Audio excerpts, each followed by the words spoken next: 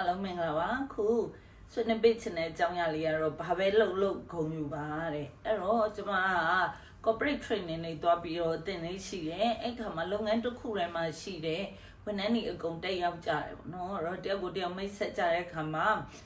တချို့ကလည်း sales manager ပေါ့တချို့ကလည်း salesman ပေါ့တချို့တွေကလည်း marketing နဲ့ပတ်သက်တာ finance နဲ့ပတ်သက်တာအစရှိသဖြင့်သူတို့ရဲ့နေပေအတိတ်ဒီမှာတာဝန်ယူကြတာပေါ့နော်အဲ့မှာဘယ်သူတွေရောပါလာတက်လဲဆိုတော့တန်ရှင်းရဲ့လုံသမားတွေလုံခြုံရေးတွေ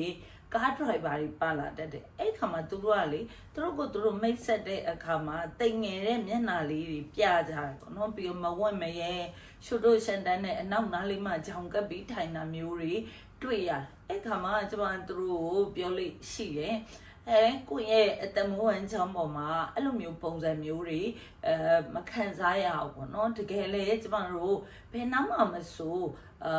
ဘယ်ကဏ္ဍနေတောင်းဝန်ထမ်းဆောင်နေပါစေကိုယ့်ရဲ့လောက်အားညာနာအားကိုယ်ကာယဆွဲအောင်သုံးပြီးမှလူတွေအတွက်အကျိုးပြုနိုင်နေဆိုတာဟာကျမတို့ကတန်မိုးတစ်ခုပါပဲလူလို့ဖြစ်လာတာကလူတွေအတွက် contribution လုပ်ဖို့ပဲလေနော်အဲ့တော့ကျမတို့ထမင်းစားရဲကျမတို့စဘာမဆိုင်တဲ့စဘာဆိုင်တဲ့လူရှိလို့သာကျမတို့ထမင်းစားအဲ့တော့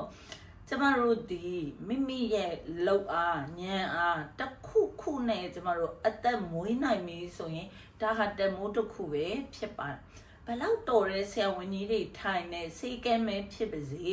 တန်ရှင်းမှုမရှိဘူးဆိုရင်လူနာရဲ့စိတ်ကျဉ်းနေမှာမဟုတ်ဘူးနောက်ဒီ operation ကိစ္စမှာလည်းကျမတို့တန်ရှင်းမှုမရှိဘူးဆိုရင်ထိအောင်မှုမရှိဘူးပေါ့နော်အဲ့တော့နောက်ကျမတို့စတဲ့နဲ့တက္ကသိုလ်တွေရှိတယ်အဲ့ဒီကျောင်းတွေဝင်သွားတဲ့အခါမှာတည့်ရဲ့တန်ရှင်းမှုတွေ process ပိုင်းလင့်မြင်မှုတွေဒါတွေဟာကျောင်းသူကျောင်းသားကိုတက်တောင့်တက်တာပညာသင်ဖို့အထောက်ပံ့အကူအညီပေးနေတာဖြစ်တယ်ပေါ့နော်ဒါကြောင့်မလို့ကိုကဘယ်ခံတာနေပဲအလုပ်လုပ်ခွင့်ရကိုရဲ့အသက်မွေးဝမ်းကြောင်းအပေါ်ဂုဏ်ယူဖို့အင်မတန်အရေးကြီးပါကျမအခုလိုပေါ့နော်ကျောင်းနေမှာစာမတင်ခင်ကျမအိမ်နေမှာလိုက်ပြီးတော့ guide တင်တဲ့ဆရာမတယောက်ပါအဲ့ခါမှာကျမရဲ့ကျမနဲ့ဆွေမျိုးနေဆက်တော်တဲ့လူတယောက်ကပြောပါတယ်အိမ်ပေါက်စီလိုက်ပြီးစာတင်တဲ့ဟာကိုဘယ်တော့မှရက်မှာလဲဆိုကျမ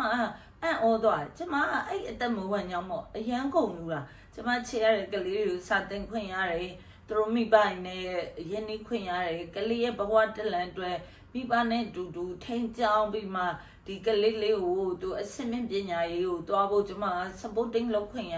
ဘာလို့များအဲ့လိုနှိမ်ချပြီးပြောလိုက်တာပါလေပေါ့နော်အဲ့ခါမှာကျမ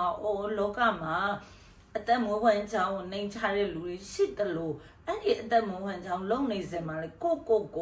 နှိမ်ချတဲ့အတွေးတွေရှိတယ်ဆိုတာလေးကိုသတိပြုမိရပေါ့နော်အဲ့တော့မနစ်ကကျမတက်ချီလိုက်ကစိတ်ယုံတယုံမှာ